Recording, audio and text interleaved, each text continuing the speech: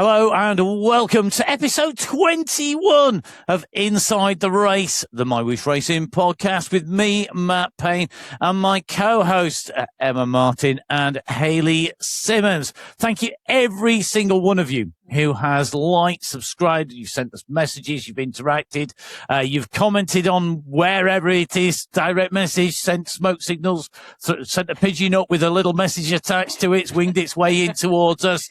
However you've done that, thank you so much. It really does help us be not just on those streaming platforms, but that interaction is great. It's one of the real big reasons we do this week in, week out, a lot. Yeah, so after last week's special edition show where we welcomed Matt Smithson and chatted more things, 2026 Cycling Esports World Championships, we're switching it back this week. We're switching back to SRC Sunday Race Club, and we're going to look at August Q3 and Q4. And we're also going to be talking about the courses that are coming up this weekend for monthly finals. I can't believe it's already that time, to be honest. And on top of all that, we're excited to start taking a bit of a dive into the world of teams. And we're going to be welcoming a special guest, Simon Llewellyn from BMC, who knows a lot about this topic. What's more, we have our resident nutritionist, Kate MacLeod, and she's going to join us to discuss race nutrition, which is perfect timing with those monthly finals coming up. So it's going to be a busy one. And talking of busy, actually, Emma, aren't you and Matt just about ready to head to the Mountain Bike World Championships? Yes, we are. So it's Tuesday now. I've just given the game away, haven't I, as to when we're recording the show. But we are very soon on a jet plane flying from France to Italy, and then a transfer from Milan Airport to Val di Sole, where the Mountain Bike World Championships is taking place from Wednesday onwards. The team relay starts. So there's a lot of competition, and really, really looking forward to the racing and putting words to the action. Different discipline this week. Going to love it in those mountains. But can I just say, it's going to be an action-packed week in Italy. This sounds like one jam-packed show as well. And I think it's time to go inside the race.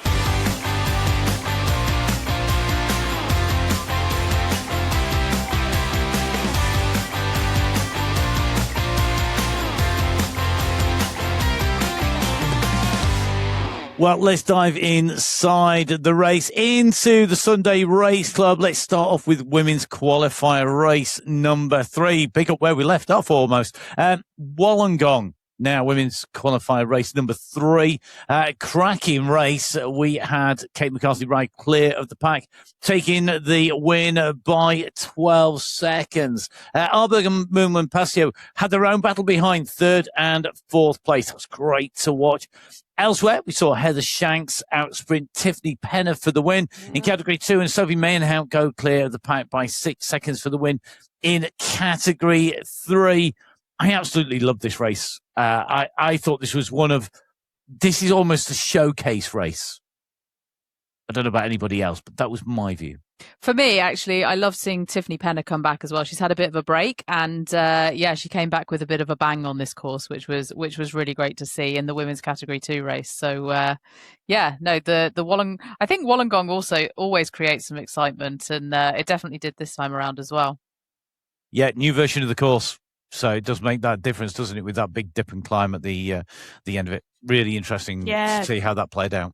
Bit of a stretch on those women's routes this month. The course is slightly longer, and we'll see that in Cat 4 and Cat 4 in Qualifier 4 as well. Yeah, well, the women might have been in Australia, in Wollongong, but for the men's race, they actually headed to the Heritage Climb. And in the Category 1 race of men's Qualifier 3, we had Jason Osborne doing more Jason Osborne things, as he often does. He went clear of Ollie Jones by 30 seconds, and then Ollie Jones was clear of the rest of the field by 34 seconds.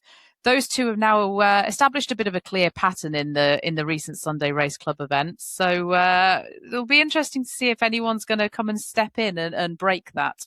Yeah, 30 seconds is it's not the usual 2 minutes, that's for sure. Elsewhere, we had the young Brazilian rider Arthur Corbani. He showed us what a great climber he is by winning Category 4. Great ride by him, I think. He's shown us a lot of promise, and he really delivered. She should be very proud of that. Thomas Corva did exactly the same in Category 6 as well, taking away a solo win, 27-second lead over Wesley Andrade, and over a minute to Robert Guder in third place. Really impressive riding, I think, on the Heritage Climb. It's another good course, almost a classic course now. Yeah, do you know, it's an interesting one because you sort of look at it and you think, oh, actually, do you know what? This could be a finals course. There is that much climbing. It's over 700 metres of climbing. And you think, oh, do you know what? It is one of those courses that could become a finals, but has yet to be on that roster. It's a race that the women haven't done, or I don't believe the women have done. And I'd actually quite like to ride it at some point. So, yeah, that would be quite nice. Yeah, well, qualifier 4, I'm not sure what the women were doing in Category 2, Hayley, but it was absolutely outstanding. The Cat 2 women's race was flying. Or Cat 1 race, well, may well have just been out for a Sunday stroll and they stopped off at a cafe because out of the top 20 fastest racers out on course, 15 of the Cat 2 women finished inside the top 20 overall. It was amazing, the quality of that racing just from start to finish. 0.7 of a second separated the top 10 Category 2 riders.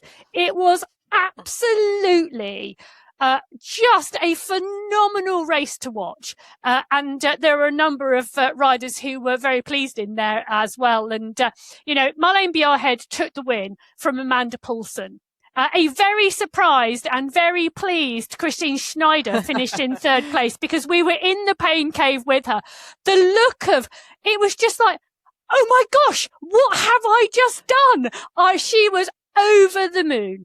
And to take that third spot, and quite rightly too, because that was one finale off the back of one amazing race. It was, for me, one of the great pain cave shots, and it's definitely one that should be featuring in our final 500. Don't worry, it is coming soon for you. We're just working our way through some of the clips already, so thank you everyone who's sent them in. And that one of Christine, that gives you a taster of some of the images we're seeing on there. I'm so pleased for her because she's one of those riders who really gives everything, and you see that week in, week out with that view in the pain cave. It was brilliant to see, and I think for me, this race really showed how close Category 2 is to Category 1 in lots of ways, dependent on how it's raced. And it was that difference in the racing style and the way it was raced. It plays out, Category 1 winner, McCarthy and Guerra coming in 1 and 2 overall. But then after that, you've got those sort of 15 riders before you get to 18th place. And that's third place in the Category 1 women's with Elise Gallegos coming through. I mean, just brilliant. Just for the record, I did call Elise Gallegos over the line.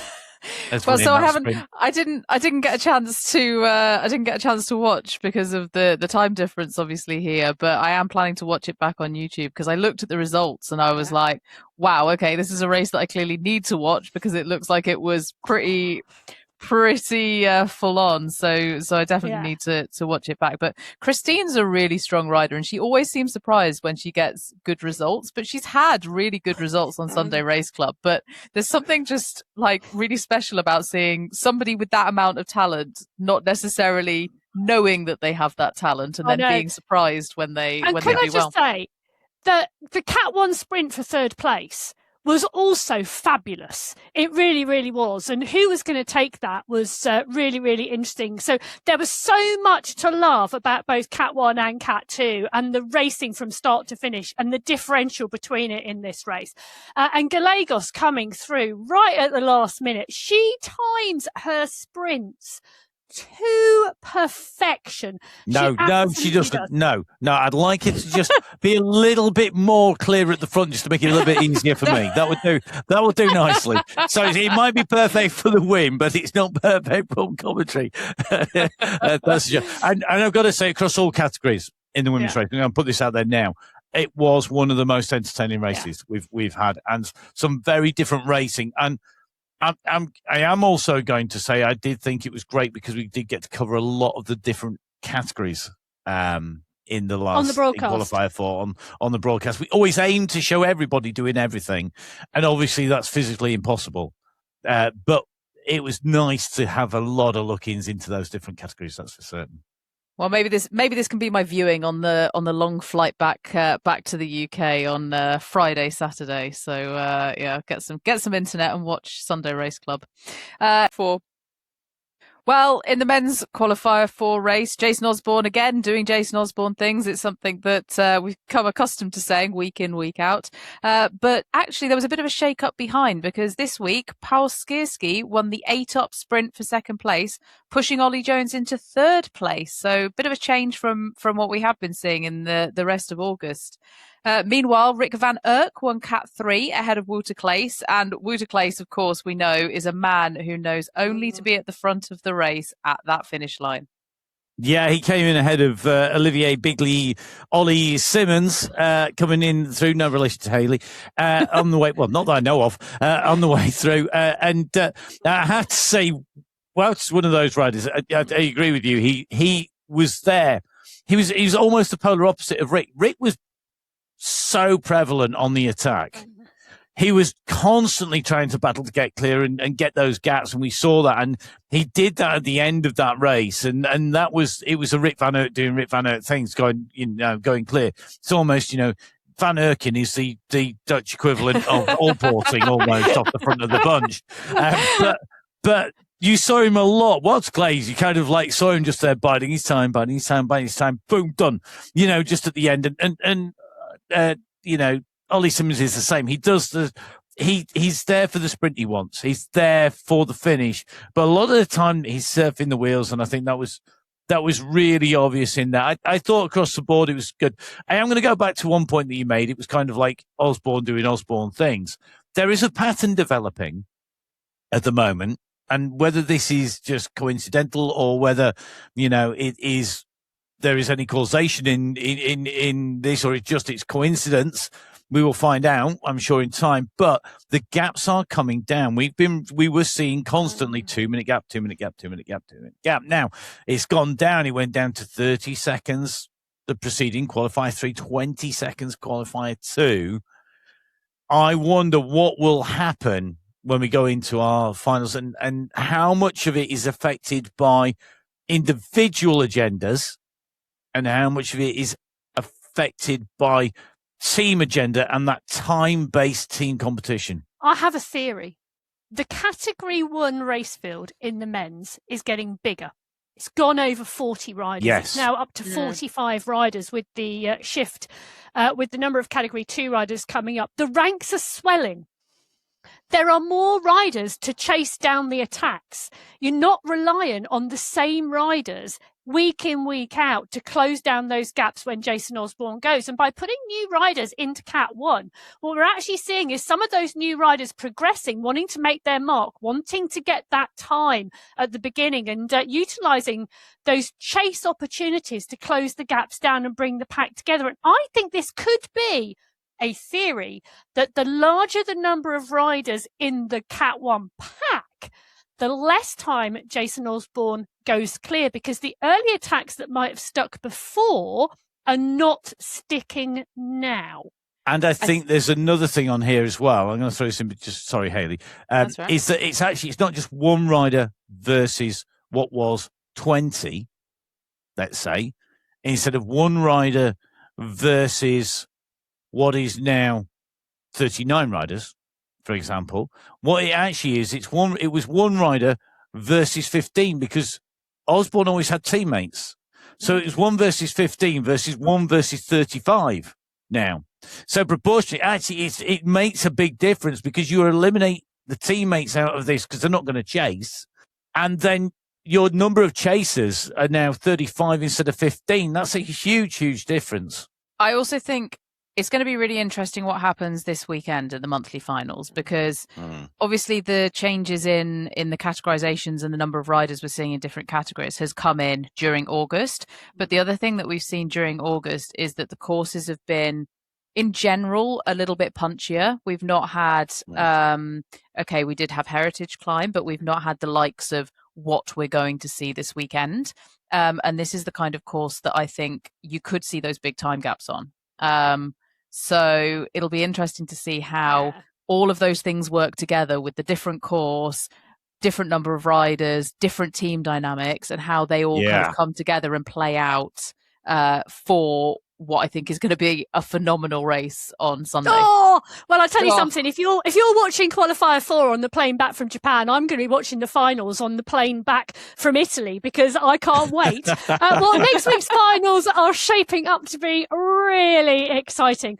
And I love it that we are going to see this teams in play as well. Speaking of teams, let's welcome one of our guests this week. Let's welcome Simon Llewellyn, Category 6 racer and BMC team manager, to the show. And we'll have a talk with him. Let's talk all things teams with him. And when we've done that, why not let's dive straight into some nutrition talk with Kate MacLeod.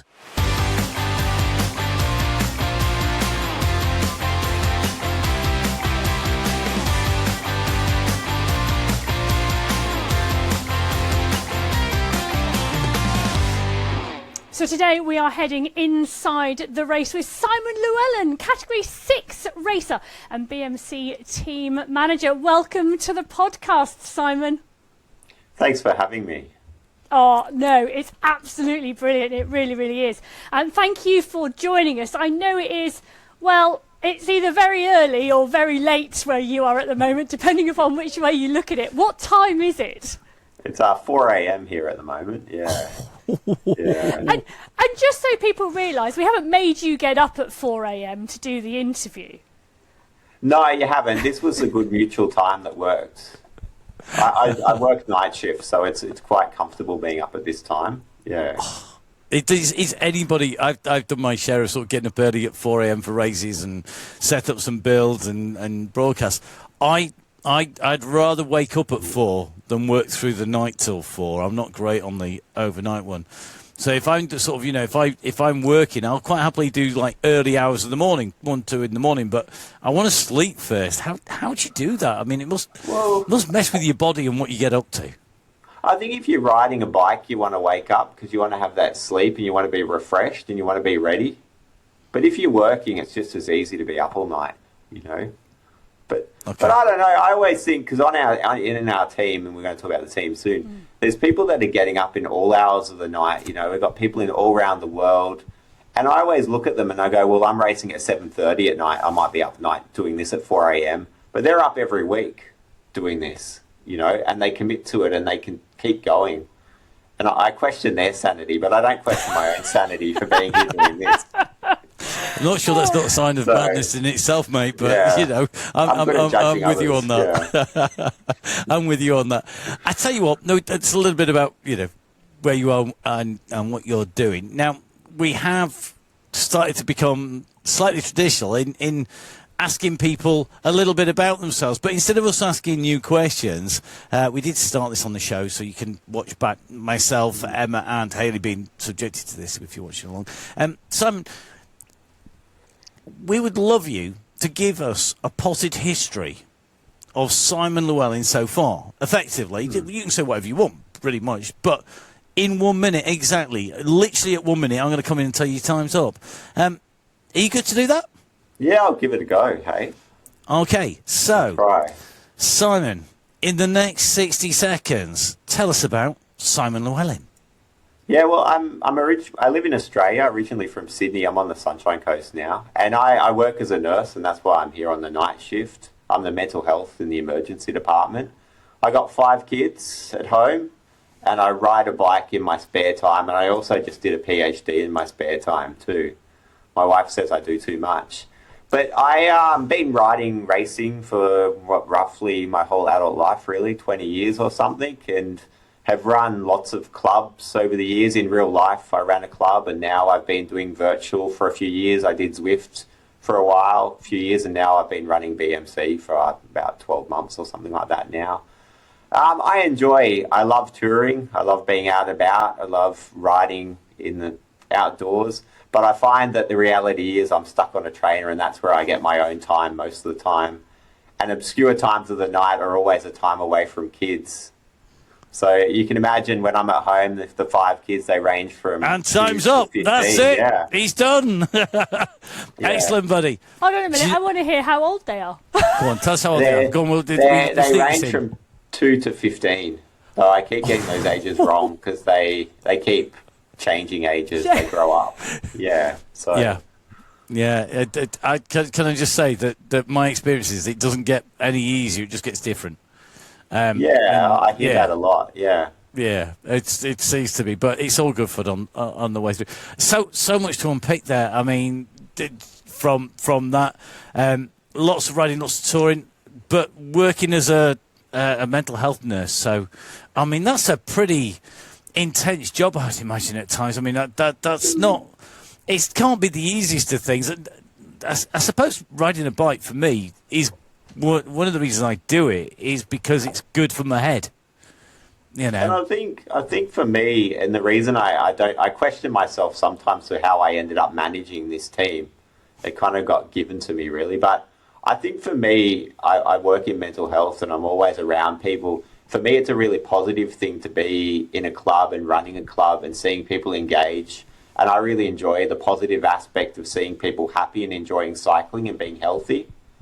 So that's what keeps me motivated to run the club, and my spare time, like probably your spare time, goes into it. But that's why I do it. And so it's all kind of interlinked in some strange way.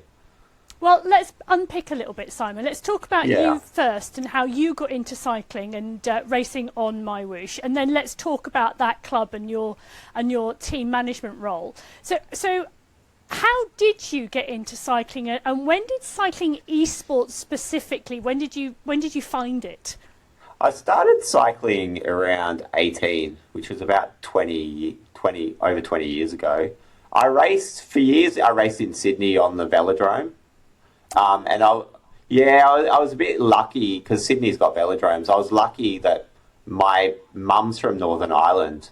So I ended up, the highest I got on the velodrome was I rode for the Irish national team, but it was more of a fun thing than it was actually a competitive thing, if you can do that. So, but lots of racing around in circles, and I used to love all the sprint events, but I've been middle endurance on those events, and points races would have been my top event.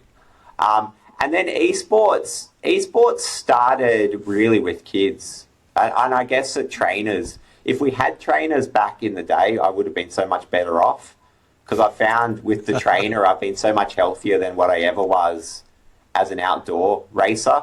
For some reason, racing went with fast food and fast everything, really. But indoors, because training's so focused on weight and health and eating well, I've been at my lowest weight and my best weight. I think it was 2019 I started on Zwift, I think, from memory.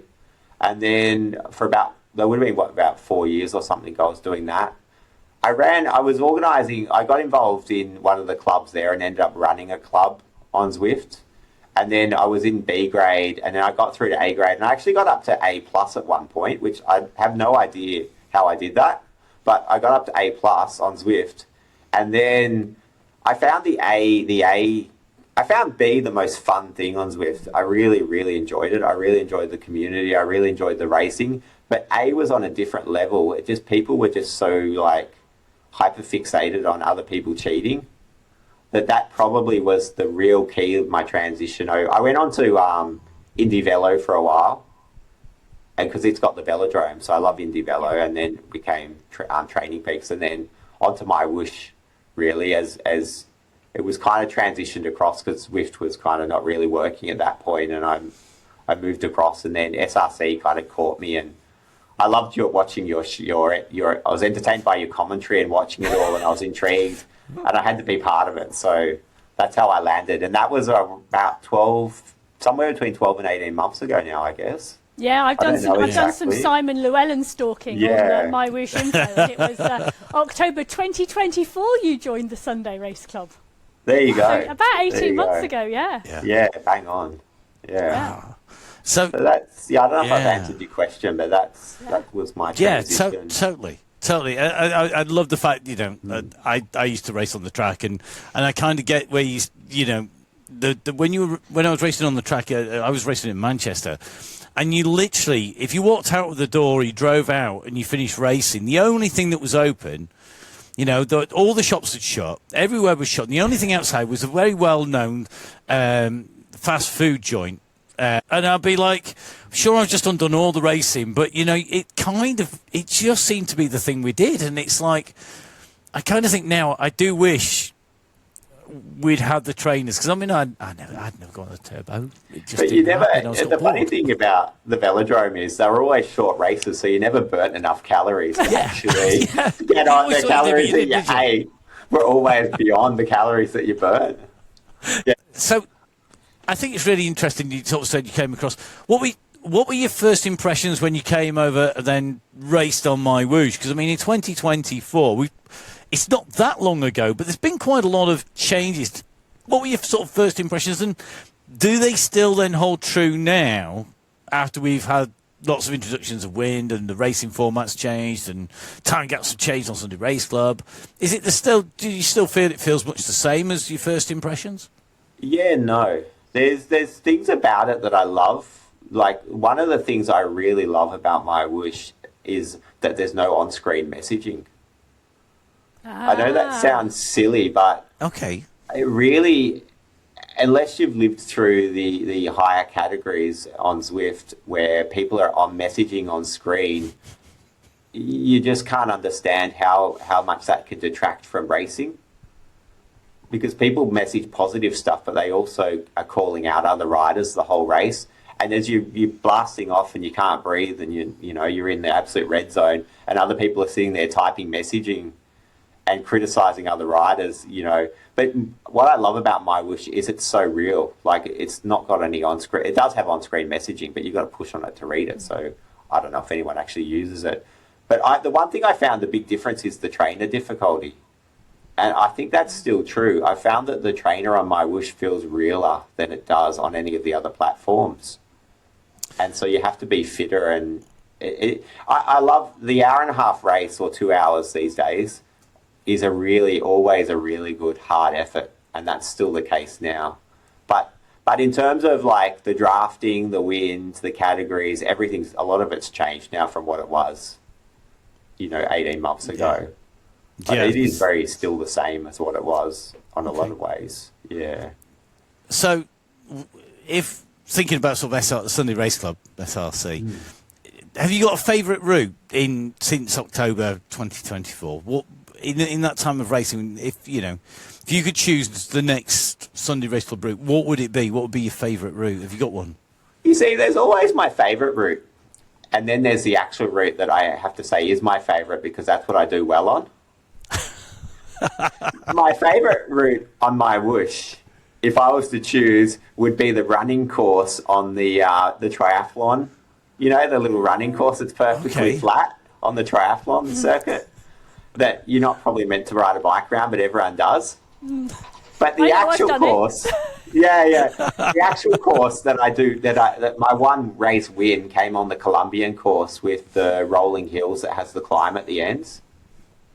So I'd have to say that's my favourite course because that's as with my kind of background in points racing, those hard little sprint efforts up the little hills in Colombia with the final climb is actually where my strengths lie in terms of racing. Yeah. Cool. Okay, so you've been on the podium. I think it's almost 10% of the races you've ridden on Sunday Race Club. I think it's only a fraction. This is Matt's maths, so you have to take a little bit of a margin of error in here, but I think it's about 10%. That win, sort of your win that you took there, how special was that? Can you remember what it felt like taking that win? Is it still there? It was confusing, and it's probably even more confusing now because I didn't actually know where I was on the hill because all the categories came through. So being in category 6, I didn't actually have any idea where I was placed in the race. So I didn't realise till after the race that I actually finished second, and the guy that won got disqualified, got the ANL. So it was more confusing. So it wasn't like, when you race a race and you're the first over the line and you put your hands up and you're excited by your event. It probably wasn't until after the race that I realised that I'd actually come second, and days later that I'd actually won the race. But yeah, it was exciting. Yeah, it still stands in my head as something. It always makes me think you've just got to push all the way to the end, because if you don't, you just never know. You never know what's going to happen. Next time we're in Colombia on the Paso Alto, Simon, I'm going to keep my eyes peeled on you in category 6. Yeah, we'll see. Yeah, no pressure, mate. But, you said it now. No, I think it's great because, I have to say, I think that's a real classic course, the one in Colombia with the bridges, and then the Paso Alto with the sections, 2 different climbs at the end. Now, one of the other roles, Simon, that you've been talking to us about right at the beginning when we were introducing you've taken on that role of managing the BMC team. Tell us a little bit more about that team on MyWhoosh, because it's quite big. I have been stalking, because I stalked the BMC team as well. You've got 122 members on the BMC roster. It's not a small team at all. Tell us a bit more about it. And so when I came into the club, so I brought the club from Messenger to Discord, and the significance of that is Messenger. I found on the way communities work on the cycling world, everyone likes their own little Messenger chat group. So I don't like that. So I pulled that out and I set up the Discord channel for the club, where basically, I don't know, the first week I joined on it, I convinced Brett to do it. I don't know why I did, but it meant that the whole club comes together. And so I always leave all the channels basically open on a Discord so that the club can grow and everyone can get a feel and everyone's involved and everyone's communicating. But the club has grown a lot in the time I've been involved, and so it continues to grow. We were the biggest club for MyWhoosh Championships this year. We had something like, I can't remember what it was, something like 15 teams or something like that. Might have been probably more than that, actually. But yeah, so I can tell you had 13 teams, 3 of which, and you had a number of them on the podium as well, which was really good. So I think you had Cat 6 and Cat 4 finish second, and I think, which one was it? It might have been Cat 2 that finished third. But definitely the BMC squads you had multiple teams in those categories that you were operating in, which was fabulous to see. And it was interesting because there was quite of a pull. There's always a push-pull around of who's in what team and how you actually... The biggest challenge is actually working how you create teams and who gets into what team, because everyone obviously wants to be in the best team. Regardless of how well they're riding, they want to be in the best team and they want to win the prize money. And different people have different motivations for what that prize money means. I mean, we got a diversity of people from all around the world. And, for some of us, it's just a hobby that we really enjoy, and I'll show up and race regardless. For other people, it's basically like a job. So their expectations, where the parts of the world, wherever they are, or at least this is how they portray it to me anyway. I don't know how true it is, but they portray that the money actually matters day to day to eat food, I guess. So their motivations are much higher. So it's about putting those teams together and working that out. And there's also languages and different cultures and things going on, and people are racing from around the different parts of the world. But it was interesting because my point was, I'm getting a bit sleep, but the point was, going in the MyWhoosh Championships, I've had quite a lot of people tell me, I could get a better team somewhere else. And the one thing I've done is just open it up and say, well, you do what you need to do. And the thing about MyWhoosh Championships was we managed to form the teams, and the way the teams bonded together, I think that every single rider, barring one that left, our teams beat them. The team that they would have been on beat them. There must be some satisfaction in that, surely. Well, mate, I don't know if it's satisfying or not, but the satisfying thing is to see the teams bond together and enjoy themselves. And the satisfying thing was actually to see the enjoying teams beating the people that were just purely there for the results. Yeah, because and I think That's obviously a dream of what you dream would happen, but it actually did happen for MyWhoosh Championships. And even last finals, we came first and second in Cat 6 and first and second in Cat 5. So again, and we've been blown apart by the new category system. We'll probably come last this month because so many people have been upgraded. But it was those results came from the enjoyment the riders, people enjoying together. It's much harder to do that in the higher categories, but in the lower categories, people enjoying themselves and riding at their best. That's where those sorts of results came from.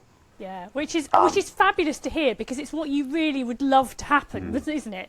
You know, you put a group of people around the world together, they come together, they communicate, they talk to each other, they start to build relationships, and they feel comfortable and confident in that community. And then as a team, they start to perform.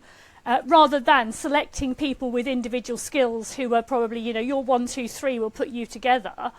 It's a very different way of forming a cohesive unit, isn't it? And I'm really pleased to hear it works. And it isn't that easy to do. And I guess you'll see I recruit a lot of people, and there are questions over, is the club getting too big as well, comes up from some people. They question that if we've got all the Category 6 teams, then who are we competing with? But it's kind of half BMC and half Level at the moment, and then about 3 other teams. And that's kind of the same in Cat 5 as well. But I guess it kind of, I'm always just, every finals you've got to find enough. The challenge is between the ANLs, where people actually have done the 2 qualifiers and bringing enough riders together. I'll go in, and for instance right now, I've done a poll to work out who's going to be racing this month.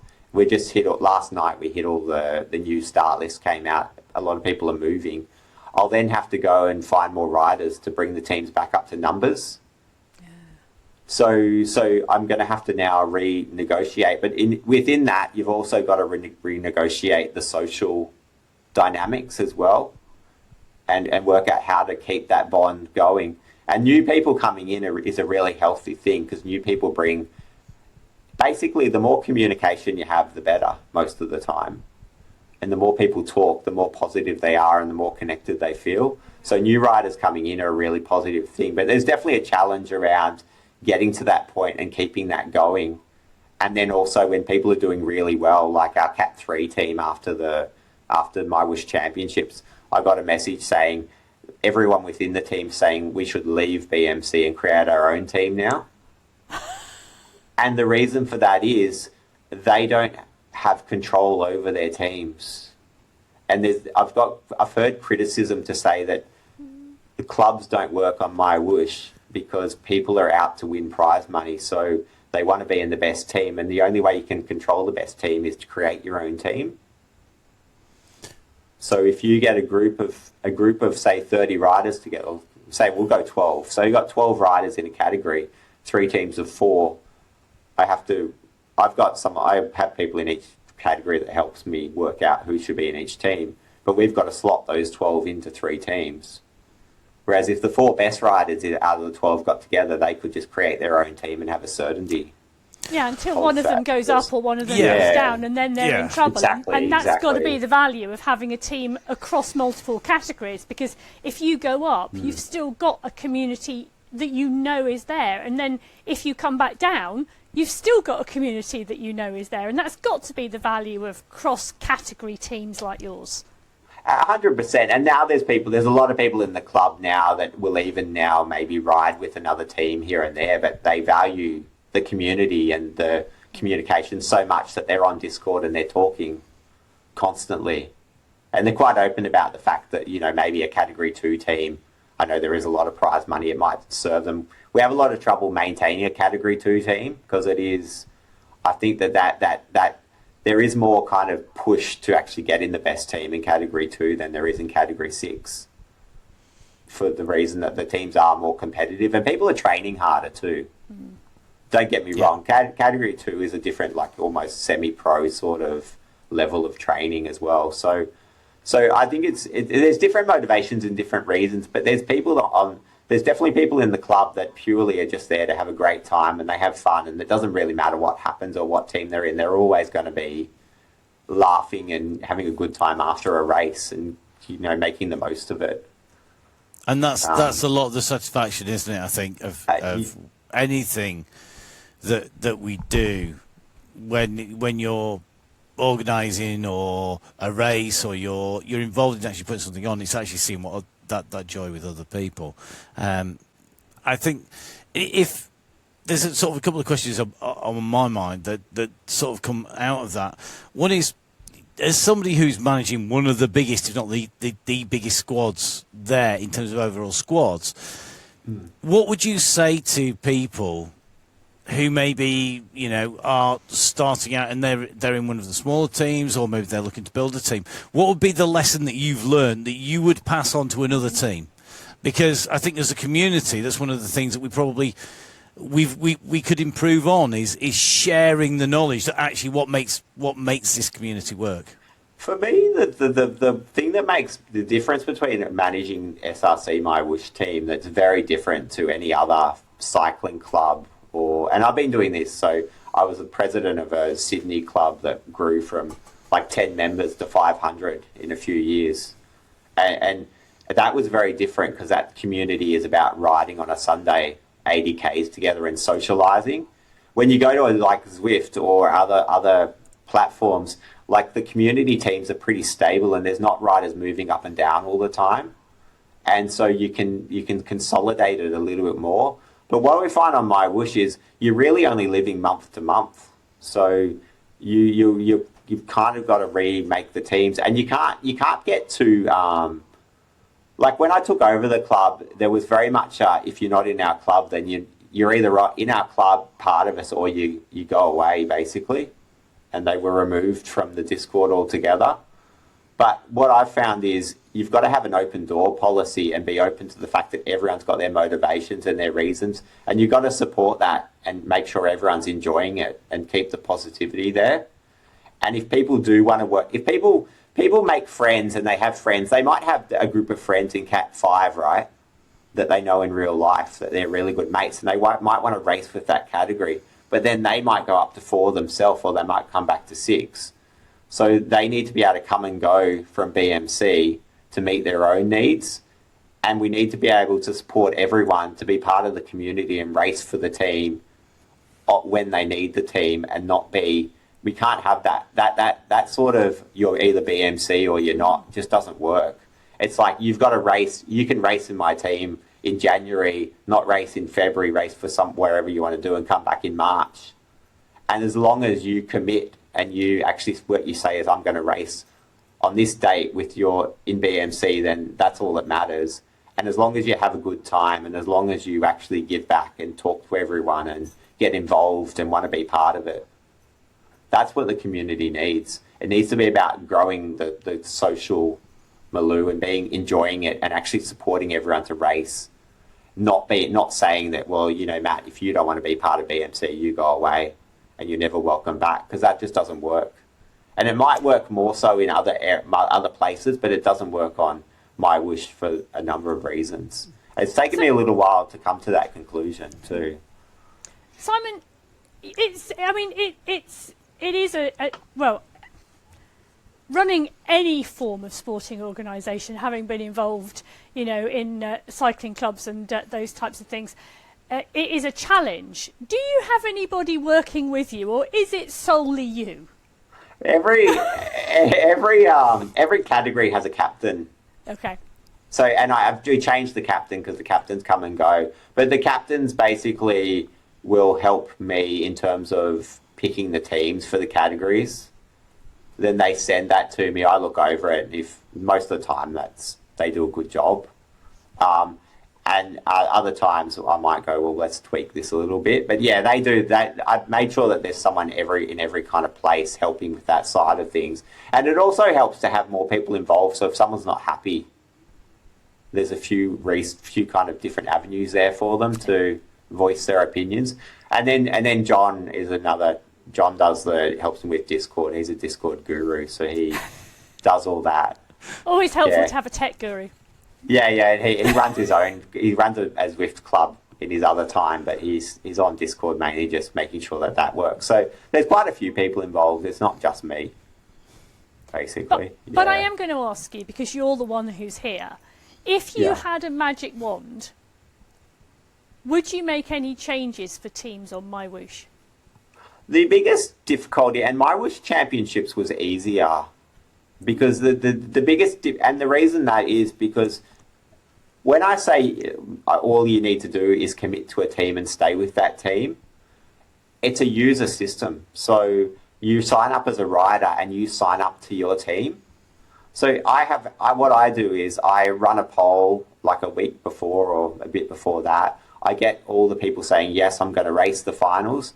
Within that, people are actually agreeing to the fact that they've done the 2 qualifiers. It's very hard to check 100 riders to see if they've all done their 2 qualifiers. And then we're banking on the fact that no one gets an A&L. But what we're actually accepting is the trust that the person is actually going to sign up for the team that they're given, and they're not going to change teams within the club themselves, and they're not going to sign up for another club, basically. So whereas in MyWhoosh Championships, what happened was the captain was involved. The captain put the team list in. So there was no ability for anyone to change the list except the captain. So that actually, and that's the same on other platforms. It's actually the captain that forwards the list. So from a management point of view, it's easier to have the captain in control or the manager in control. But I can get the sense that the reason MyWhoosh does it, and I got the sense from MyWhoosh Championships, is they find that some captains will put teams together and not actually tell the people or not get the full confirmation. So they've got challenges there. But if I was going to change anything, I guess the one thing I'd get rid of is the 2 qualifier rule, to tell you the truth. Okay. Is it Simon's magic wand? Yeah, if I had a magic wand, and I put it up on Facebook, and I don't think I got any reply when I suggested it. I got a lot of agreement from other people that run teams, but nothing from the bosses.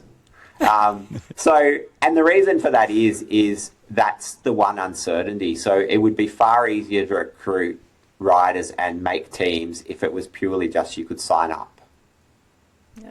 But having to do 2 qualifiers and confirm people have done 2 qualifiers makes it more challenging, because like even now, this month's good. We've got 4 qualifiers this month. So generally most people have done the 2 within the 4.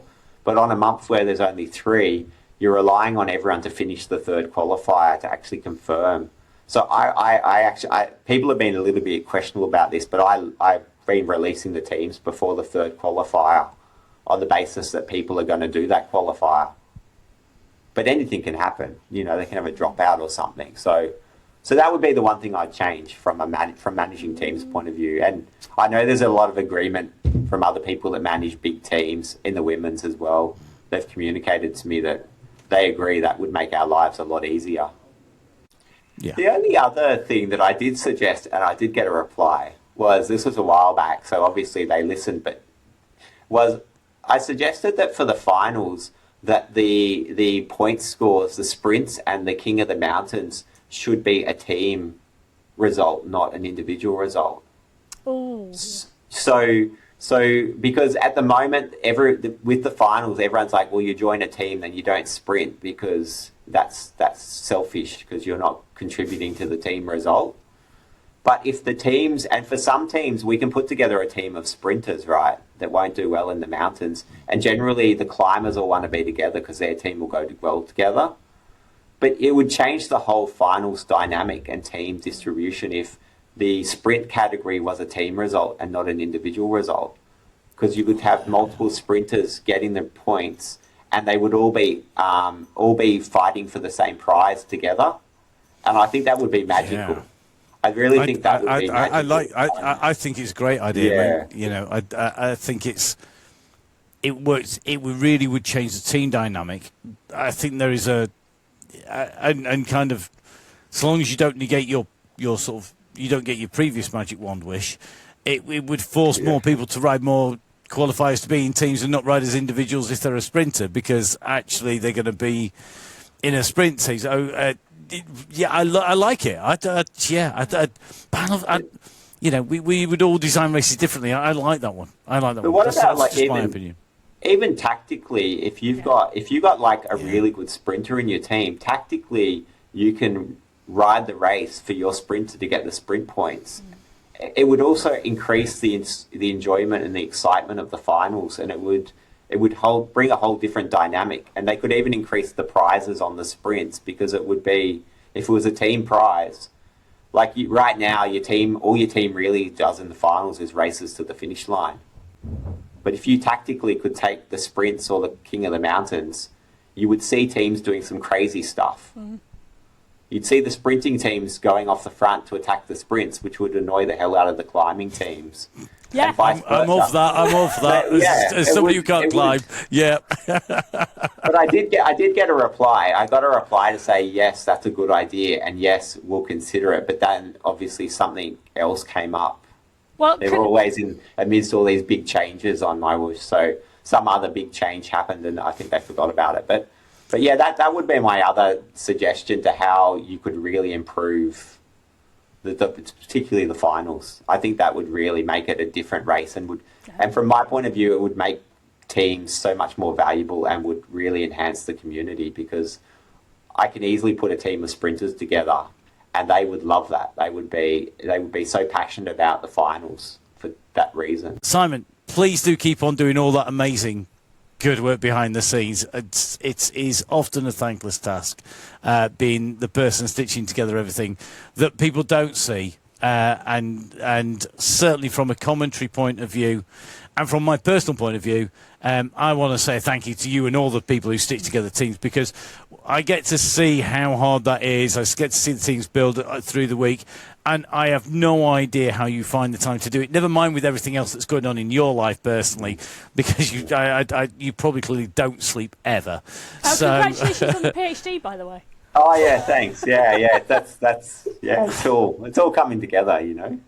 Thank you for all the work, and please do keep on doing that, and keep on sending the suggestions in on Facebook and whatever, because you never know what might be picked up on what. You never know who might be listening to the show. So thank you very much for joining us here on Inside the Race. Thanks very much, buddy. We'll see you soon. Yeah, thanks for having me.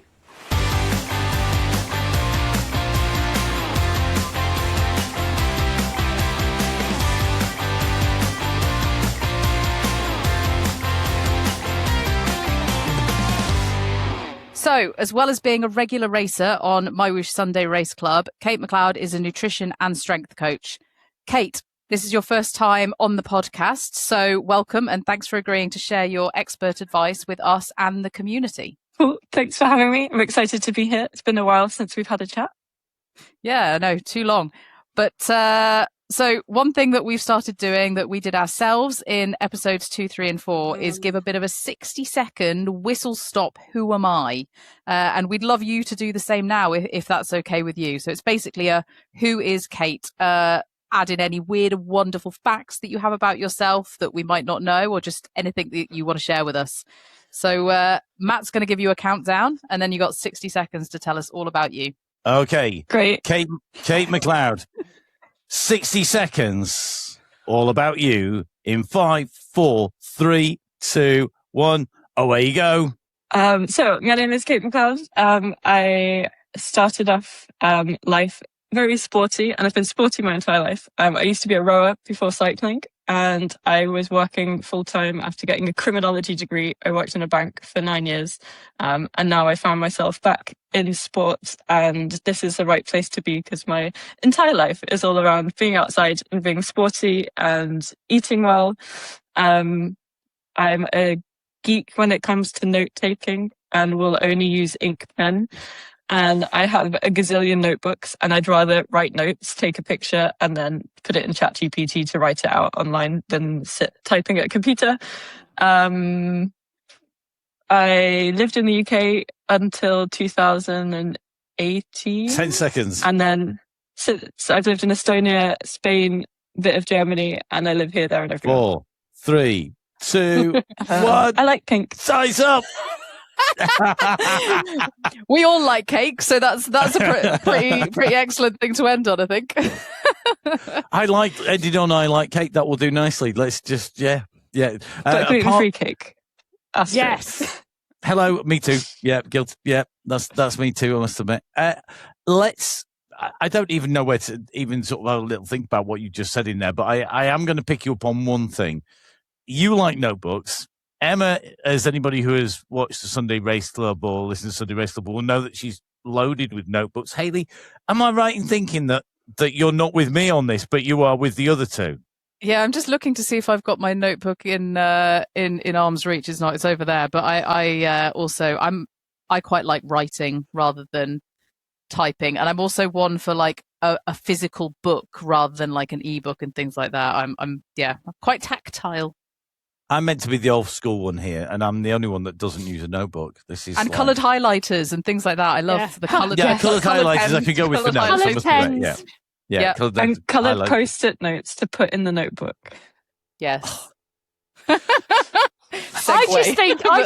Hello, and welcome to inside the stationery cupboard. Dear me. I am in the land of excellent stationery, so I do need to try and find some before I leave. Japan is famous for like cutesy stationery beautiful stuff, stationery in Japan. Yeah. Sorry, segue. It's a cycling podcast, if anybody hadn't realised. Should we get down to some bikey things and some sort of racy things, maybe? Definitely. I tell you what, we are really looking forward, Kate, to having you here. And just so our viewers know, you are going to join us regularly every month as well. So we are so pleased about that, because there is so much to chat and talk about that once just wouldn't be enough. So we are really looking forward to sharing your nutrition tips and insights on Inside the Race. We thought that with the monthly finals coming up in a few days, that it would be a great place to start by discussing race day fueling strategies. So I think that would be a brilliant starting point. So shall we? Kate, do you want to start off by let's kick this one off and talk us through your advice and top tips? Yeah, sure. So like nutrition, I will put it out there first, is completely nuanced and everyone is different. And I think that's the key thing people should really understand, is just because one person's fueling 120 grams of carbs per hour for the race does not mean that's what you need to do. So I think the main thing is everyone's different. It's going to depend on how much mass you have. So a really muscular, heavy athlete is going to need way more fueling than a light 45 kilo athlete. And things like the race time, what time you wake up versus what time you're racing is going to affect what you eat, and kind of your personal preference, and also like your ability to absorb carbs. So there's lots of things you need to take into consideration when it's like, what should you eat? But to keep it simple, there's pretty much 2 questions that you can ask yourself, and you can start from there. And that's kind of your starting point to plan what you need. There's lots of nutrition information out there, and a lot of the guidance says you should have X number of grams of carbs, depending on different intensities and different volumes of training over the whole week. But remember, this is guidance. So this is like not, this is what you should do. This is more, this is where you should start. These are the parameters you should be working within to start to find out what works for you. So just to give one bit more context, like every athlete I coach has a completely different nutrition plan. And we work with them to make sure it works for them. And it will change over time, depending on their training volume, depending on whether they're racing in a really hot environment. It's something that you won't just do once and then that'll be your plan forever. It'll need adapting over time towards your circumstances. But I break it down into 2 questions for people. So the first one is like, how long do you have between eating and the start of your warm-up, if you do a warm-up, or the start of your race, if you're just jumping on the bike and going kind of raw dogging it. So if you've got a long time between eating and the race start, you can have a proper meal. But then the closer you get to the race start, the more high glycemic carbs you want. So the faster absorbing carbs you want. And then there's less focus on having things like protein and fiber added in.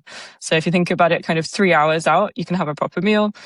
if you're eating like an hour before, like I get up an hour before the race because I like sleep and it starts at 9:30 for me.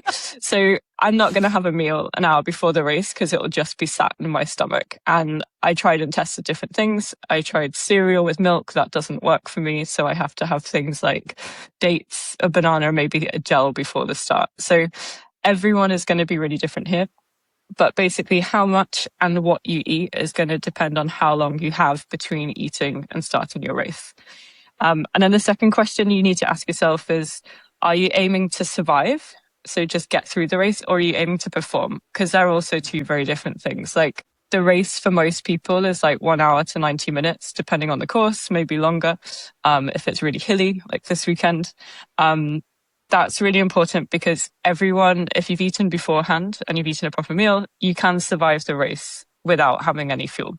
Whether you feel good is another question, and whether you can keep responding to attacks is a different question. But there will be people that just want to do the race, eat something before, and then eat something after. And like, that is fine. But you just need to understand, what does that then mean for like the rest of your day? So if you've got then the rest of the day and you've just eaten before, if you don't fuel the race, you might be ravenously hungry and find yourself demolishing the fridge in the afternoon and can't stop snacking. So you just have to understand whether that's something that you can manage. Is it going to be beneficial? Probably not. But then if you want to be on the perform end, then we need to think about, right, what do we eat before? What do we eat during? And then what do we eat immediately after? So they're the two questions that you kind of should start from. And then from there, you can start building your plan.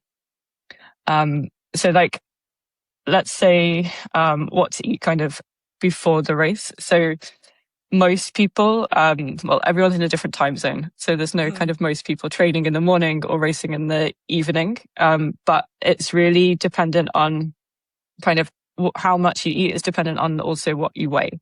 So someone that's bigger is going to need more carbs compared to someone that's smaller. So if you've got kind of 3 hours before, then you can look at eating about 2 to 3 grams of carbs per kilo of body weight. So that's quite a lot. So because you're eating it 3 hours before, you can also eat low glycemic carbs. So you can have stuff like pasta, brown rice. You can have a mixture of vegetables in there because you've still got enough time to digest it. I think with the SRC racing, there's no need to be going kind of no fiber for 3 days before the race or doing a crazy carb load, because it's only an hour race. So I get people to treat it more like you're going to do an interval session. So you probably wouldn't eat a load of vegetables an hour before, but like 3 hours before is okay. So I think main point is before the race, if you've got more than 3 hours, have a proper meal. If you've got less than 3 hours, that's when you need to start thinking like, okay, 2 hours before I can probably have oats, sandwich, bagels, kind of things, can still have a bit of protein. And then if it's less than that, then you need to start thinking that fast absorbing carbs, highly processed food. So all the things that people tell you kind of not to eat, that's the time to eat them. And that's the time when they're actually going to be beneficial to you. So things like Haribo, high sugary cereal, normally with a milk that has less fat in. So maybe kind of almond milk or skimmed milk. And then if you're going kind of half an hour before the race, that's when you just want to be having liquids and gels. But here you can also have fruit juice. Dried fruit is also fine if you don't want to go with those highly processed foods. Okay, I very much love my pre-SRC bowl of Cocoa Pops, I have to say, and I do sometimes treat the kind of SRC racing or that the period before that kind of race as a bit of a like eat like a child. That's my kind of mantra for that, and it's my nice big bowl of Cocoa Pops in the morning before Hayley, how long before would you do your Cocoa Pops? Probably 2 hours. Okay. Though if I'm getting up that early, but again, I'm even earlier than Kate because if I'm racing in the UK, it's like 8:30 start. So sometimes it might be 90 minutes before, and then if I need a top up, then I'll have like Precision Energy Chews or Haribo or a gel. Emma, what would you do before a race? We've got 3 examples. I know this one. So, Anna, what do you do before a race normally? Because, well, to be really honest, I take my recovery drink. I have a carbohydrate protein recovery drink, and I tend to take that before I race rather than after. Look at Kate's face; it's really cool. How long before? Does it not sit on your stomach? Not at all. I absolutely love it. And what I sometimes do, if it's a really long race, if it's a short race, I'll take it before I do my warm up. If it's a really long race, I'll take it, particularly with a big climb at the end, I'll take it between my warm up and the actual start of the race, that 10 minutes in between. And it's just a chocolate carbohydrate, low protein, high carbohydrate. And I just, instead of actually drinking, I'll just straight down my recovery drink first. And then I will go, I tend to go for the bowl of cereal 2 hours before is my ideal. But then about 20 minutes before, and then almost onto the start line, I'll do a energy bar, then I'll do a gel literally on the start line. Because the start, I would fall in Cat 6 men category and all the races I do. Crazy start. So therefore, it's going to be a crazy start. So I know we're going to go really in the red. So we've got 3 very different strategies here. For me, I guess the question would be, is there a danger that you can overload the system beforehand? Can you put too much in beforehand before the start of the race? Because we've all got very different ways of doing that.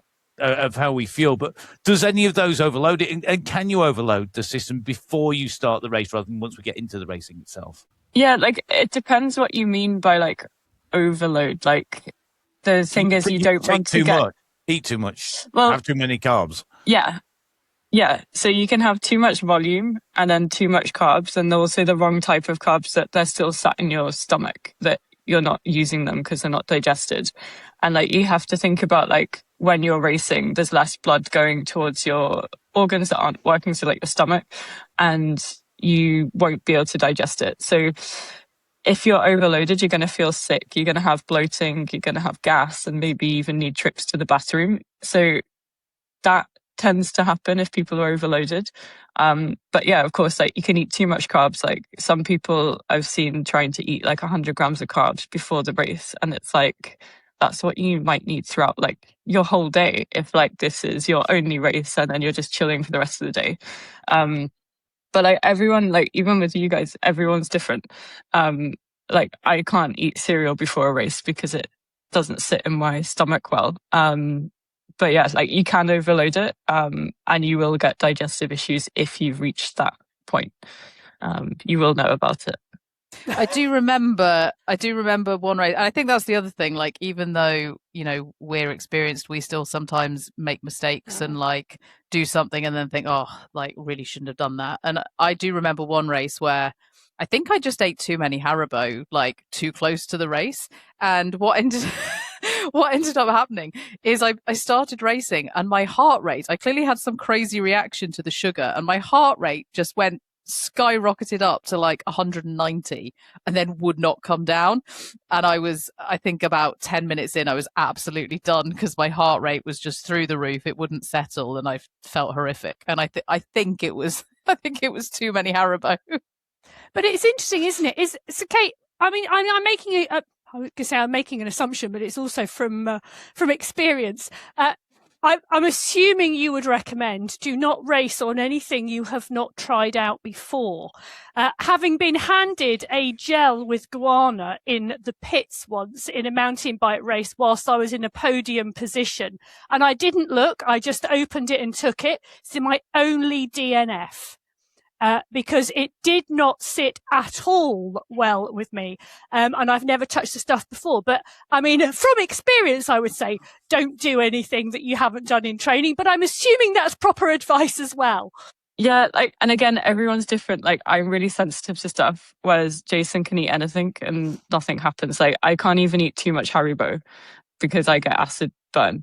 So everyone's really different. So if you have a cast iron stomach, maybe you can. But most people, and my advice is try in training before having it in a race, because you've worked so hard to get to the race and you want to perform. Why risk potentially messing it up? Interestingly, on that topic, Kate and I were actually having a discussion a couple of days ago because I've got a slightly different brand of bicarb. So that, supplementation is obviously a whole different discussion, but I have a different brand of bicarb with me here because I couldn't get the one that I normally use, and I wanted to try it out before just using it on Thursday for the race. So I was asking Kate about that, but 100%. Don't do anything that you've not tried before for the first time in a race, because that's not going to end well. Kate, can I ask you, going back to Sunday Race Club, we're seeing really different types of racing on Sunday Race Club, with the courses changing quite dramatically over the month. So we've got really sort of short, sharp, sprinty races that are pretty much flatter.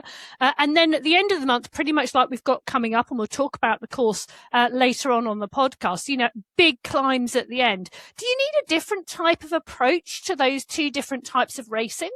Yeah, like not really. It depends. Like there's no straight black and white answer, which is like the whole thing with nutrition. But like you have to think of it as like, look how much of your time in the race you're going to spend at like threshold and above.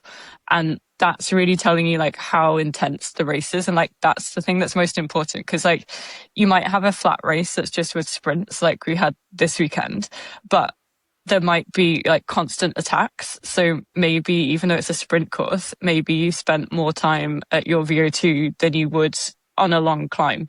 So you really have to be looking at the intensity of a race. And what I always get my athletes to do is have like what they expect to eat, but then have some extra stuff just in case. So like whilst you're in the race, you can adapt on the go, because like you never know what the races are gonna be like. And like I think especially in like Cap 2, like sometimes like it's every ramp is like full gas, and then other times it's like, okay, we're just chilling, everyone's waiting for like the KOM or like the final climb or something. So it's something that you have to look at your data from the races and then base it on like how hard the race is for you. And it's like when you're in training, you have different amounts of carbs, or my athletes have different amounts of carbs for different intensities. So like their sweet spot days will be less carb heavy than their high intensity hit days. So you also have to think about this when racing. But I think in general, to make it easy to know what to have per race, have like a set amount of what you would normally have. So like 60 grams an hour for most people is going to be fine. Everyone will shoot me and be like, oh, but I've heard 120. It's like, you only need that amount if you're producing crazy power. You have to think the more watts you're producing, the more energy you need to fuel that. So if you're an athlete that's doing like, I don't know, 150, 170 watts average for the whole race, you're not going to need as much as like Hayden, for example, that's doing like 450 plus for the whole race. Like he's having enough for like 2 people, and he needs that, but most people don't. So I think it's really important to like understand how intense the race is going to be for you, and then go from there. And like, this is what we mean by kind of refining your race strategy all the time. So you're kind of looking at your data, look at the IF score, and if your race in Training Peaks, that's going to tell you the intensity of how hard it was for you. So I was listening to a really interesting podcast, and it was talking about during the race, about the results when they put in, do you put more at the start of the race to preload through the race to go out at the end in terms of carbs, taking it steadily through the race, or at the end? I don't know what your thoughts are on this, but the study came to the conclusion that actually it didn't make any difference. It was just about how much you put in versus how much you burnt through the race, and preloading in the race. So we've got a backloaded race coming up at the weekend for people with a big climb at the back. Would you be recommending that people, where would you recommend people are actually putting that fuel on board in that race, given that at the end there is a big climb? Because the study sort of said it doesn't matter when you take it throughout the course of an hour and a half. It's not going to make any difference if you have it at the start, the middle, at the end. But for me, it kind of, that doesn't sit right, even though that's what the study said. I would be looking at where the course is for those intense periods, because you've got to take it in and absorb it somewhere along the way as well. Yeah, and like I always tell people, like, think about it like you've got 20-minute window. So most stuff, if you're taking like gels and carb mix, is going to take 15 to 20 minutes to get absorbed. So if you're taking it like 20 minutes before the end, you're going to use that fuel like in your cool down. So I always tell people, like, you should have consumed everything with like kind of half an hour to go, 40 minutes to go, because then you're going to use it. So I think you also have to go with, how do you feel? Because like, yes, we've got all of these studies, but not all of them are in like clinical settings. We don't know the sample size. Like maybe they did this on like 5 athletes, and like 5 athletes isn't representative of like mass population. And this is the problem with all the nutrition studies. Like, they give us good insights and good places to start and things to test, but you can't come to a conclusion that this is 100% going to work for me without testing it. So with most people, we start fueling like 20 minutes before the start of the race. That's when we have like the top up gel. So at least like 30 to 40 grams of carbs. And then as soon as you're in the race, you're just constantly fueling. And then some people are like drinking a carb mix and sipping it throughout. Some people will down the whole thing, like of 500 ml of carb mix. Like, I can't do that. My stomach just doesn't like it. So it's really, really individual still. But I would go with, it's better to have kind of a gel every 10 to 15 minutes, or kind of every half an hour, and then carb mix throughout. So you're then you're like drip feeding yourself. Cause like, it's almost like you've got a petrol tank, and that's the energy in your muscles. And you never want to get to the red line that your petrol is running low. So if you kind of fill it up and then drain it, your petrol tank is going to come on. So you want to be constantly kind of drip feeding it to make sure that it's never going to that red line. So, Kate, we talked about the global time, the clock around the world when Sunday Race Club is on. And, we've got riders and racers in New Zealand and Australia. For them, it's into the evening, sometimes 9, 10 o'clock at night when they're getting on the bike to race. Others, they're getting up in the middle of the night at 2:30, 3:30 a.m. To race. Is there a nutritional advantage to racing late at night as opposed to early in the morning, or can you counteract, or is that not a thing? I think it's not a nutritional advantage per se. It's more like you're waking up in the middle of the night and impacting all the processes that your body is trying to do when you're asleep. So I'd say it's kind of just a general biological disadvantage. And then you're like ruining a whole night's sleep. So then the repercussions of that is a lot. Like if you think about shift workers, it's really hard for them to get into a proper rhythm with their food and sleep because they're working shifts. And like some of the guys do work shifts and race, which is just crazy. Like you would not see me racing Sunday Race Club if it was at 2 a.m. like in Europe. Like there's no way, because for me sleep is like the most important thing. Like if I don't feel good because I haven't slept, like I'm not a happy person. So it's like crazy, but like I don't know how those guys do it. Like kudos to them. But like it's a big stress on your body. And for them, I think if you're racing super early in the morning, their most important meal is the last one that they have before going to bed. So making sure that they're not in a deficit and making sure they've had enough carbs before they go to sleep, to make sure that their glycogen stores, their liver and their muscle glycogen stores are topped up properly. And then again, they're not going to probably wake up 3 hours before to eat. Yeah. So then they have to be very different in probably having like liquid food. Like when we were working with Hayden, like he races at, I think it's like 4 or 5 a.m. or something crazy. So we were going for like a liquid breakfast and energy chews, because he's not going to wake up 3 hours before, waste 3 hours of sleep just to eat properly when you can have the liquid carbs and energy chews and stuff. But I think it's definitely easier to race later in the evening. I think it's a very personal thing, isn't it? Some people adapt better with broken sleep or no sleep than others. Some people are very, it's some people need 12 hours and they're like a dimmer switch when you come on in the morning, and other people it's just a ting and they're there and they're with it and they're like going on, the phone flat out. I'm aware we've taken a lot of your time already. Thank you very much. But I am going to chuck in a little supplemental extra sort of kind of cheeky question. Now, I sort of come from the old school where we used to ride on what were tracker bars or oat bars or similar. You used to like a flapjack in your back pocket syndrome. Kendall mint cakes. Not Kendall mint cake, no, because that's different. So I'm going for oat-based products here. Okay. Right, flapjack type things. If and I get they're going to be better than nothing. I guess that now we've moved on because you don't see that now in races where people are eating as much in terms of that. Certainly in terms of SRC, we see a lot of bottles. We'll occasionally see a gel, but we're not seeing anything like solid food going in. Is that really now almost a golden rule that it just takes too long, or is there still a place in something like MyWhoosh Racing Sunday Race Club? Yeah, I think for SRC, it doesn't make sense. I think the racing's so intense. Like, if you look at everyone's average heart rates, like, there's very few that are like an endurance heart rate. Like, if you're doing an endurance ride, like if you're just riding it easy to get a qualifier, then there might be, you can eat oat bars and stuff. But if you're properly racing, like, there's just no point.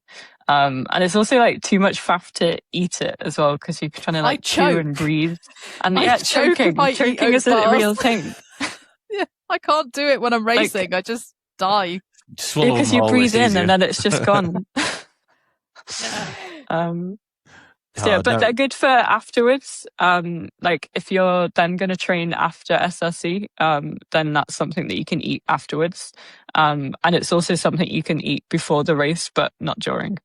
Okay. Matt's also done a really good job of actually trying to convince his comrades on the French club run to, carry bottles and eat food. And so it's working.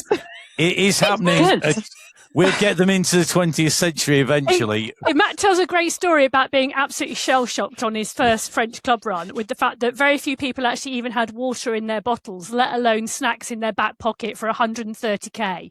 Yeah, it was a 130k ride. And we did it in, I think it was 3 hours something.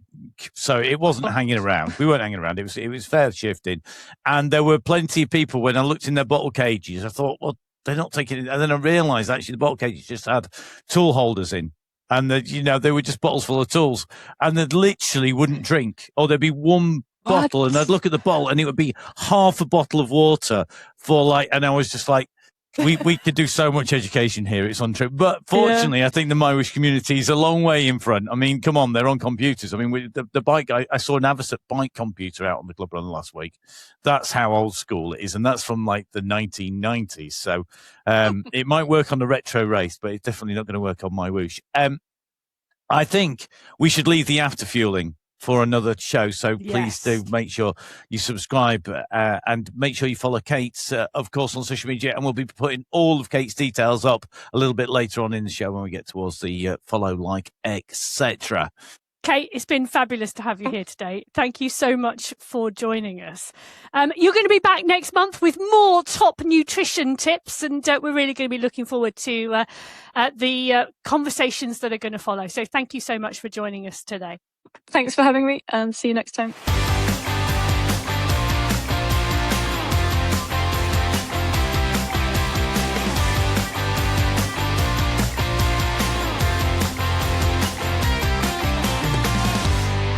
So we've been referring to it all show, but let's take a look at what is going to be a pretty exciting August finals race. New race course alert, everyone. New world race alert. We need a klaxon going off. We have one. That's great. We are in France, everyone. 21 episodes. He's been waiting for the klaxon, and we have it because we are going up the Galibier.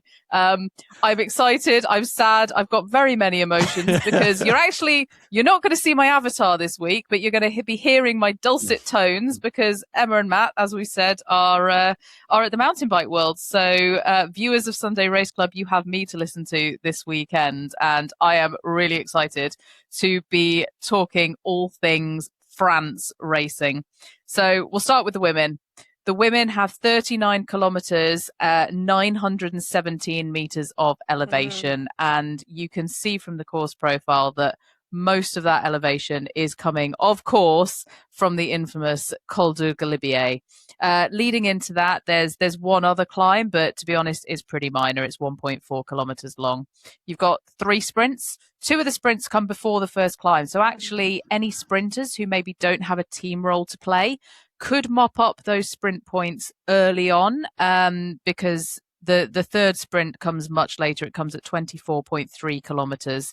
And that will be the kind of probably the final checkpoint for the kind of pure sprinters going into that Col de Galibier. And then it's going to be every woman for herself, I think, after that point.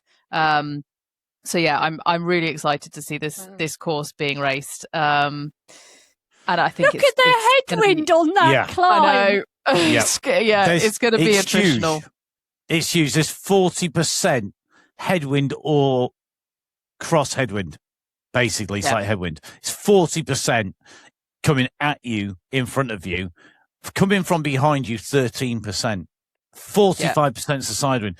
It's an absolutely brutal day out on the bike. I mean, I think I agree finals should be hard, but this is going to be real. It's great. I mean, I've already got FOMO just not talking about it on Sunday, to be fair. I mean, I think there's a couple of points. I disagree with you about the Pont de Pierre climb. I actually think that could be quite critical. And I think it's a bit like stage 2 of the MyWhoosh Championships, where we had that climb up into the air in Haderi Island, up the elevated roadway, up high and then dropping down. I actually think this could be really critical, because I think it's a good place to eliminate people. I was going to say, it's actually because you've got a decent run. Yeah, it's early enough that actually you could race it hard, eliminate riders from the back. And then the kind of leading groups actually still have a decent run in to the base of the Galibier. And the 5K into it are not easy. The 5K into it, I know that we got to not be fooled by scale here. I think that's one of the things, because the Galibier is so high. Everything looks high. If this was last week's course, the biggest height gain is less than the climbs in the first 5K. So if you look at 5K on here, first 5K, it looks like nothing on this. But actually, that's bigger than the race route that races we've been having last couple of weeks. Is the scale on here? I think the scale last week was in qualifier 4 was 50 meters. Yeah. It's like looking at 50 meters up and down. That's huge. It's like looking at an old Giro d'Italia women's road book where it looks completely flat because they've just somehow compressed the scale, and then you ride it and it's like massive mountain range. I think it is very. I think there's a lot in here that I actually think it's going to be hard all the way to potentially the base of the Galibier. And the Galibier, one thing to know.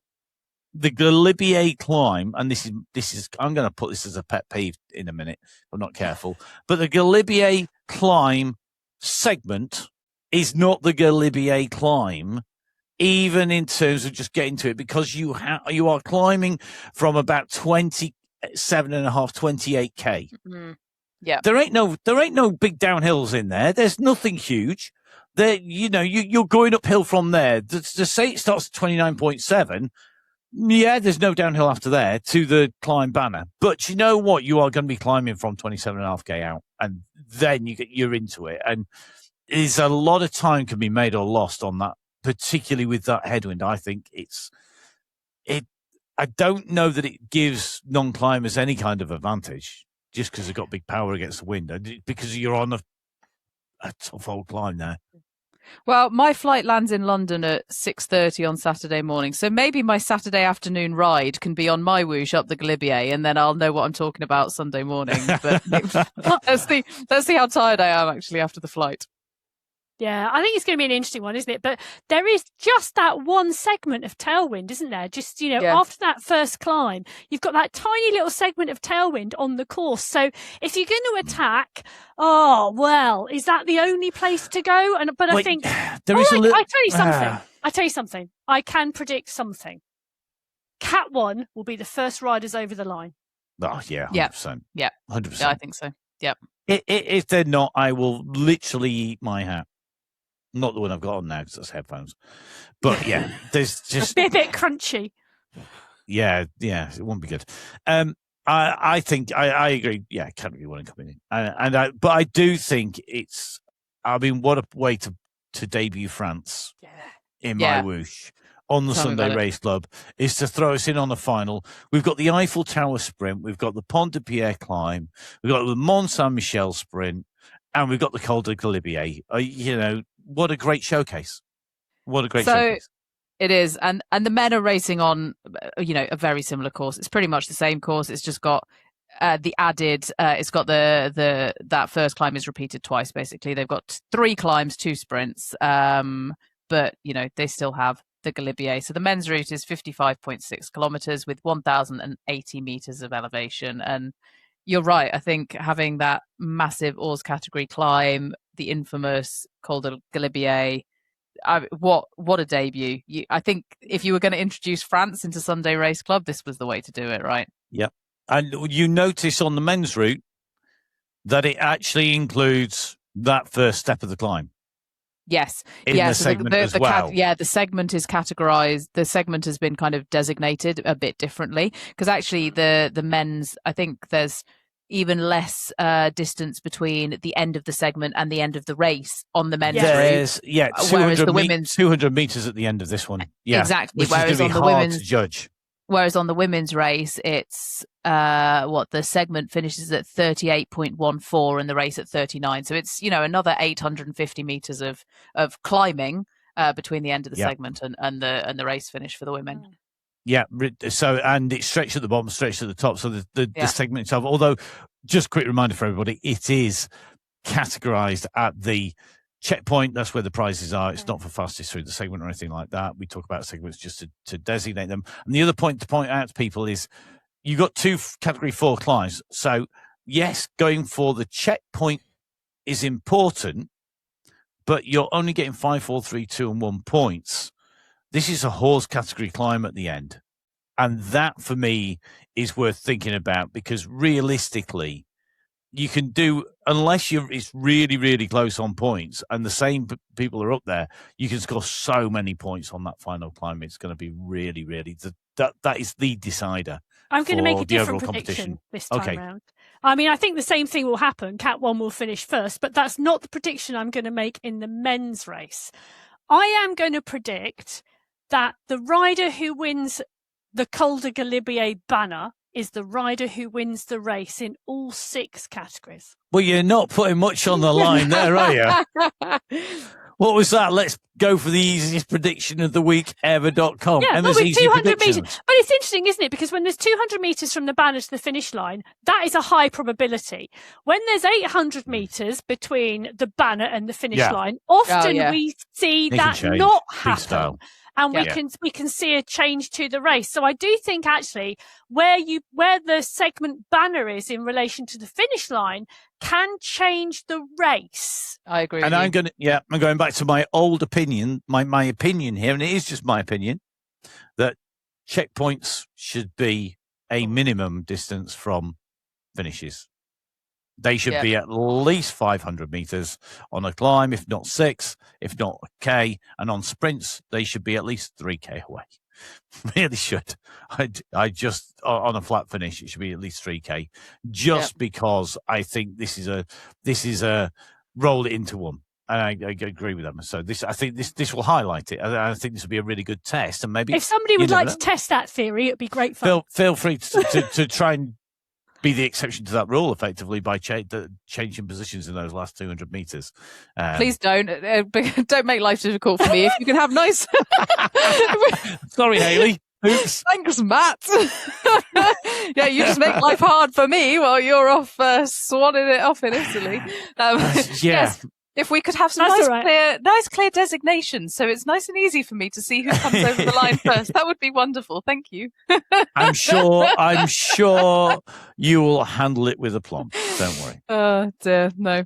But okay, I think whichever way you slice it, it's going to be an absolutely amazing weekend of racing, and I just can't wait to see what happens, to be honest. And I'm sorry you guys are missing France's debut on Sunday Race Club.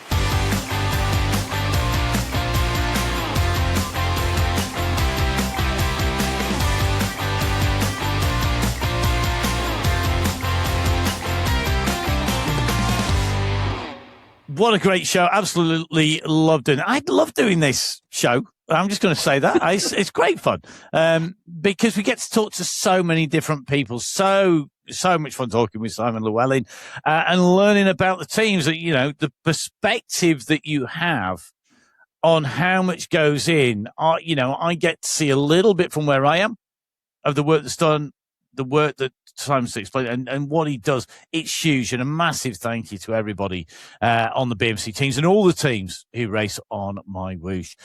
Great to have Kate MacLeod in here as well. I think this we're going to be having Kate back once again. It was the first time she's come on to here for Race Day. She's going to be joining us for a monthly nutrition slot on the podcast. So expect more talk and information over the coming shows. And hopefully everybody's going to get something that's going to improve their racing from that.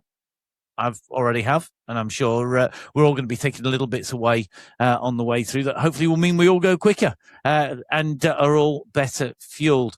So make sure you do take on board some of those tips and watch out for Kate in the future. That's it for us for today. Enjoy the August final. My last words pretty much for this show. I'm very much looking forward to us being able to throw all our slightly idiot questions to Kate as well and seeing what she comes back with. But August finals, I will certainly be enjoying it. Hopefully you guys can enjoy watching it on your flight home from Italy, actually. But in the meantime, follow at MyWhoosh and at MyWhoosh Info for all of your racing and informational needs. We'll surely be throwing some more questions at Jakob soon as well. I'm sure Emma will think of something else she wants to know from MyWhoosh Info. Of course, download the app, Get Racing. Come join us. You could soon be racing in France as well. So download that at www.mywhoosh.com. Subscribe to the podcast where you're going to pick up all of these nutrition tips, all of our slight segues onto stationery and random things like that. We're full of useful or useless information, or a bit of everything. You can subscribe on YouTube, Spotify, Apple Podcasts, wherever else you get your podcasts. Follow us at on social media at MyWhoosh Racing. All of the links you're going to need are going to be in the show notes for Kate as well. So you can follow Kate also on social media and just generally interact with us. Give us a thumbs up if you'd enjoyed it. Just interact with us in some way, comment, send us your nutrition questions for the next time that Kate is on the show as well.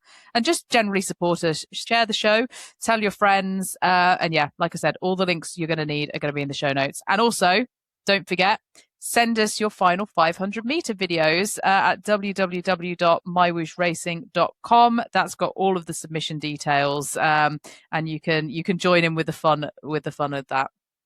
Yes. Now, next time, August will be over, and we will be into September.